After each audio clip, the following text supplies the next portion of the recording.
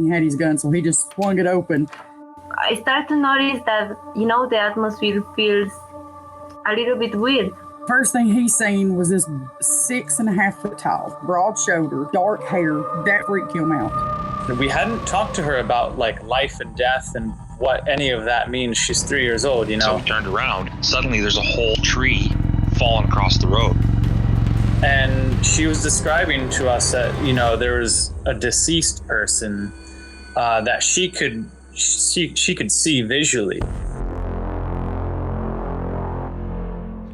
You're listening to Cryptid Clues, where we tackle the ever-expanding history and mystery of monsters and supernatural madness every Monday. You can find us at CryptidClues.ca for more information, or even check out exclusive content and support us at patreon.com/CryptidClues. Hello everybody, welcome to a new episode of Cryptid Clues. I am your host Taylor, and today we have a couple Sasquatch related experiences along with a follow-up from last week's Encounters episode. Before all of that though, a couple plugs. Be sure to check out our website at CryptidClues.ca, our social media channels, X, YouTube, and Facebook. And if you have an experience you'd like to share, either by submission or joining us on the show, or you just want to say hi, send us an email, cryptidclues@gmail.com. So without further ado, let's get into our first experience here. And I quote, "I live in Oregon, and two friends and I had a terrifying experience deep in the mountains and woods outside of Cottage Grove. Now, we too had rifles. We were camping on open ground for a summer camp hike trip about 25 years ago, and something massive had stalked around our campsite. It was clearly on two legs, stomping around us for over an hour. Not bear, elk, moose, or cat. It was a very heavy bipedal creature. It sounded like a super large man sort of lurching around, but very fast. Back and forth behind us, stalking us, maybe 30 feet away right outside the fire's light. The footsteps were just shaking the ground. We shot into the air, and it didn't leave. Our lights never found it, but it was circling our camp, no question. We'd stayed up all night, just fearing for our lives. There were no footsteps in the next morning, and I have no clue what it was, but I have never been more frightened in the woods in my life. I've spent considerable time outdoors all over the Pacific Northwest and just around the country. And I rarely tell this story because everyone just says, oh, it was a bear. It was not. I've encountered bears in camp. They're clumsy, bumbling, and loudish. Cougars have a sound and approach. This was unique, and I hope to never experience that again." End quote. Now, for those of you wondering, Cottage Grove is a city in Lane County, Oregon, with a population of roughly 10,000, and that's in a census taken as of 2020. The city itself has a total area of 3.77 square miles. You have Dorena Lake and Cottage Grove Lake, both nearby. That's roughly close proximity to the city. And they offer recreational outdoor activities like picnicking, camping, boating, and all that sort of stuff. It seems very much like a staple West Coast town, similar to a lot of smaller communities we have up here in British Columbia, for example, where you have a large percentage of experienced outdoor folks that get comfortable being out in the wilderness time and time again. Going to these places, it's these types of people that also have adjusted and taken note of certain attributes, cries, and actions of local wildlife that have unique positions in their experiences, because one of the most common assumptions with Bigfoot is, hey, it was a bear on 2 feet, just like this individual's experience. But here you have it notably mentioned that whatever this thing was in their camp, it was exceptionally proficient on 2 feet, where a bear is the opposite. This thing is thumping around, walking around, and it's smart enough to know to stay out of the fire's light. That's another interesting note that's worth talking about. But all in all, I think when you have experienced people, as I mentioned, go out into the woods and they know the sounds to recognize, and all of a sudden when you have crickets and other basic nighttime nature sounds just kind of shut off, that's when you have to realize, okay, something very peculiar, maybe dangerous, is occurring here. And again, that was not mentioned in this story. I'm kind of paraphrasing here a little bit based on what was mentioned in our Encounters episode last week, but it seems to be a general consistency between encounters dealing with the unknown. I'm not going to specify it and just label it as Bigfoot because, again, we don't know. They didn't know what this thing was. It was outside of their line of vision, but it's something dangerous. It's something scary, and they seem to all have the same check boxes that you can check off. At least that's my own stance on it. Moving on, however, to our next experience. This one segues more into the third part of this episode. It's going to be focusing on a little bit of the audio affiliations with Bigfoot. And I quote, "I broke camp one time because I was scared. I ran for what felt like forever in dark woods around 3 a.m. And I ran because of what I heard, not what I saw. For years, I've tried to describe the sound that I heard, and I've been searching for anything, and just I've found nothing." This experience happened early morning in the Oregon state. I've seen some weird shit. Possibly graves that are just 50 miles out from the nearest access road, sheltered structures that don't line up with human survival techniques. I'm not saying it's a Bigfoot, though I think it was, in all likelihood, just a large, curious bear even, but some shredded animals deep in the woods without their organs or muscles being eaten, as if someone or something did it for fun. What has spooked me the most and turned me into a believer is what I've heard, though.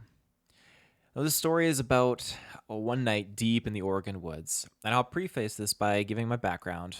Not to brag or anything, just to show that I have outdoor and survival skills. I'm 37. I've spent many years alone in the woods, just collectively through camping and hiking. I've went months without ever talking to another human, just taking every class or training you can imagine in identifying animals, especially threatening ones that could kill me. I have walked most of the Appalachian Trail barefoot. I've spent weeks in varying wilderness areas across the United States and Canada. I know what a mountain lion sounds like. Whether it's mating, scared, communicating, whatever. I know what foxes, bobcats, owls, and varying birds, moose, elk, deer, varying weasels, bison, bugs, sheep, bear, everything in between all sounds like. When you have a hobby like I do and spend every free second alone in the woods, you have to know the sounds. It's absolutely imperative to know if something is close by that wants to hurt you. Again, I only say this all because it's inevitable every time I tell one of my stories. At least one person is going to say, "Nah, dude, it's just a fox. They scream like bloody murder." Yeah, I know. I've had 3 or 4 sounds that scared me that don't match any living animal in North America. There was only one that made me leave camp early and go back to civilization. And this time, I was actually doing a buddy camp with my oldest friend. He is the same age and has more experience in the woods than I do. We met up in Oregon for a 2-week camp in the vicinity of Mount Hood National Park. We were well off the beaten path, no people, civilization anywhere near us. One night, late at our camp setup, he and I were sitting by the fire, just chilling and reminiscing. It's also important to note that we were sober. Your sobriety level and level head can be the difference between life and death out here. So as we talked, from maybe 300 yards or so away down in a ravine, we heard a howl, growl, scream that persisted for several minutes. It literally vibrated our heads. That's how powerful it was. It was guttural and booming. The only way I've ever been able to describe it is imagine a huge horror movie with a limitless budget. Imagine some huge, powerful demon. Now imagine in that movie, the demon is somehow defeated and sent back to hell. Imagine the demon's scream of agony and anger as it's dragged back to where it came from. It was terrible. 2 grown men with decades of experience, both of us carrying firearms for protection, firearms that, if need be, could take down quite a large-sized bear, in hysteric terms, clinging to each other frantically deciding what to do. We made it until the first signs of day and booked our asses back to our checkpoint and got the hell out of there. Not just the area, but Oregon completely.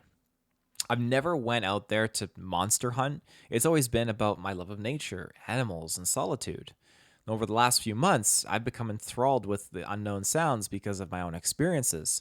I've never went out with any technology except a mobile GPS and emergency satellite phone. End quote. So the reason I wanted to dive into these 2 accounts, albeit mostly just the second account, was the audio portion. Last month, a video surfaced online, which I've linked that video and credited below in our information section of the episode. So I highly recommend click it, tune into it. It's posted by an individual named Extra Dimension. That's their name on Reddit. Now, everyone has come forward putting ideas up front of what could make those sounds. I think it's good to have a little bit of heated debate and a collective archive of what the possibilities could be, but a lot of people can be very negative and Slam dunk, this is what it is. And you can't approach something like this with that. We are not all in that situation. Now, some folks are bold enough to say the guy should have charged towards whatever it was making these sounds just to find out. And like, hey, oh my God, it's Bigfoot. Got you on camera. Let's get out of here. But he did disclose that this is very deep snow. I want to say he mentioned it was like 5 feet. And this is eastern Canada, way up north. So we're dealing with weather conditions that are not ideal for just a regular hiker out there. So he put his phone away, packed up, and left the area. I don't blame him.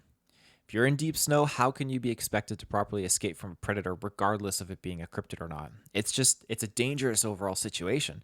And the man, in my opinion, made an appropriate call based on his surroundings and the situation. Now, I do have an audio clip I will be playing on today's episode. Before I do, though, I highly recommend you tune into last week's episode where we had guest Derek Young from LikeWithAngie.com join our show to tell us of his experiences and insight regarding Sasquatch.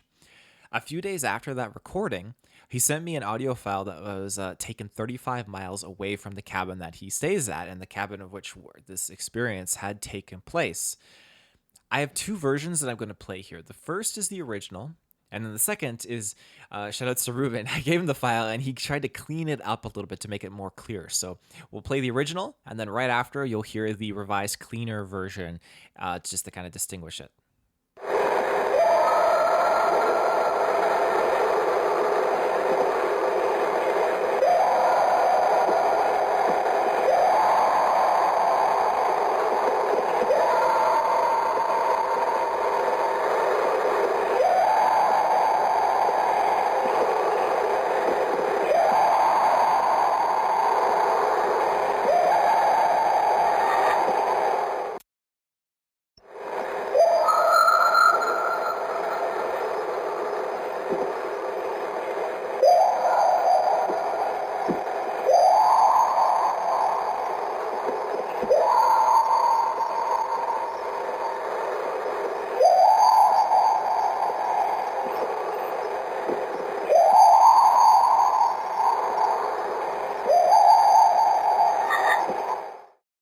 It definitely makes me feel uncomfortable to think of staying in a cabin and hearing that sound off outside nearby, albeit still 35 miles. That's still within enough of a proximity that, of course, you're hearing it, but these things could be walking around within 24 hours. Now, in another recent episode, number 112, I believe it was, I tested Reuben on multiple wildlife sounds, and it proves interesting because most unexpected animals make exceptionally unexpected sounds, the kind of things you really just wouldn't expect.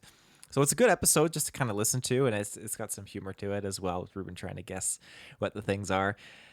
Once I gather more time, I plan on further examining these audio clips. Ideally, I would like to showcase them in a YouTube video where you can actually see the decibel levels in comparison to other animals, so you can view yourself the similarities at certain moments that these audio decibels hit and the unique moments in the audio that make it stand out different from what we already know sounds like.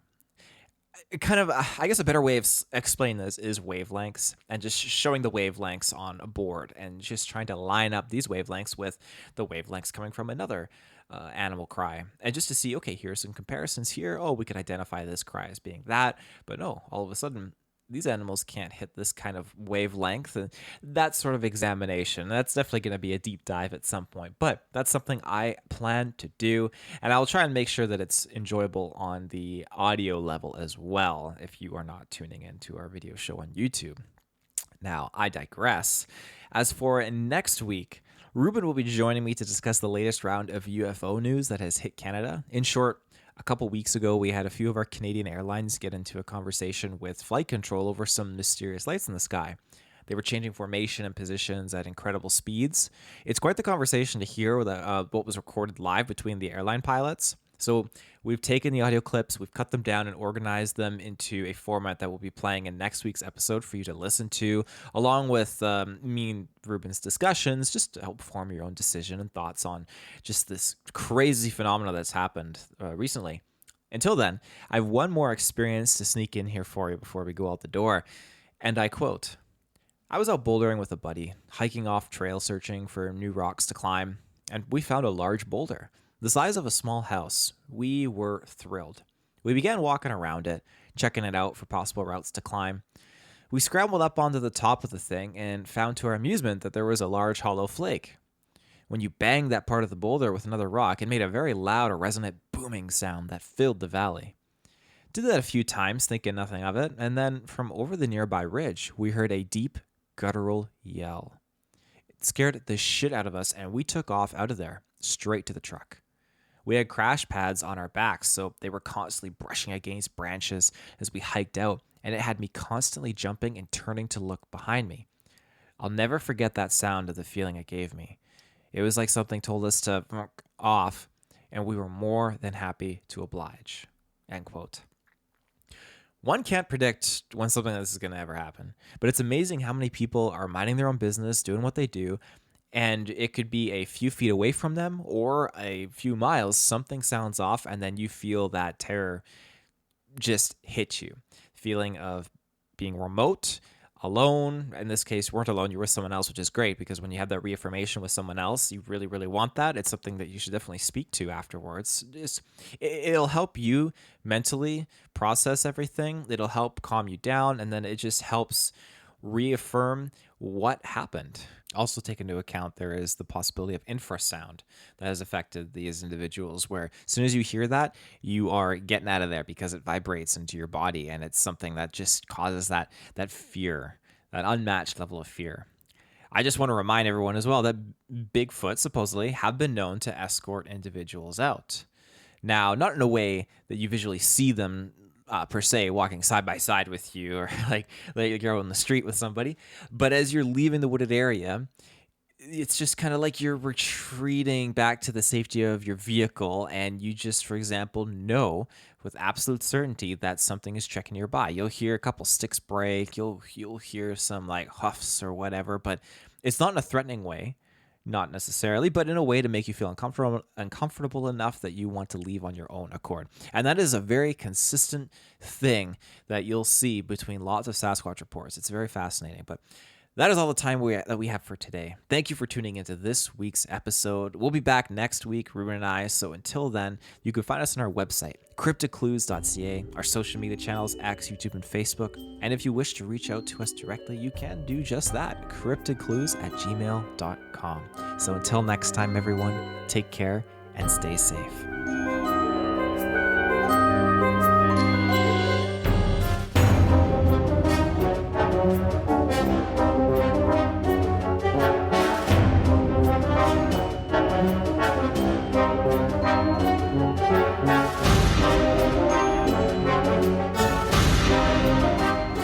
Thank you.